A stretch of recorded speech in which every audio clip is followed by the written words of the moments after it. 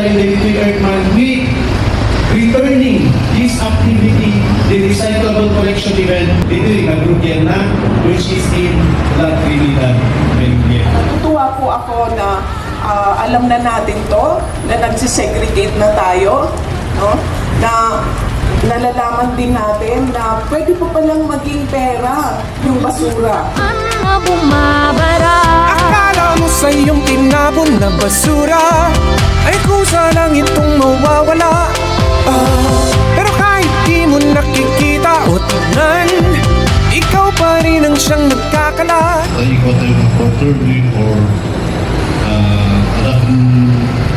with the partners with tutong tayo after this adati awarding yung parang dari RD ituloy-tuloy tayo yung program. Basta pati bantay basura matang program na ito. Tayo matang pasalamat kami di bantay basura tatakay kitulog-tulog ng mga sigurigit. Di operation, di may sa amo tayo nga di basura nga ikat problema. May problema sa basura nga. Kung nalabag nga may pera mo lang sa basura, ano yan? That's why nga ito matlaan ng junction tayo. Amo yung ba nga nagito'y nakatuwa tayo matlaan na nagkonkolektan di basura. Kat ko ay sudah tinababak na. Yung saya ng basura, umilos ka't gawin mong pera. Pagkat mundo'y nalulunod na sa aksaya. Mag-segregate, wag nang mag-plastic. Nalinis ay gawin mong hilig. At kung wala nang aksaya, mundo'y masaya. Aksaya ay masaya.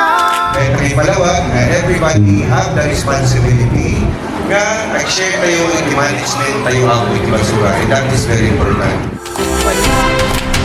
Aksaya ay masaya. Birthday 2025. Gusto mo ba na sumaya? Siyempre naman. Kapaligid ang masaya ay walang basura. Panawagan sa atin na umiwas sa mga minsan na nagagamitin. Akala mo sa iyong tinapon na basura ay kusa lang itong mawawala. Pero kahit di mo nakikita o tingnan, ikaw pa rin ang siyang nagkakalat. Huwag niyong sayang ang basura, umilos ka't gawin mong pera.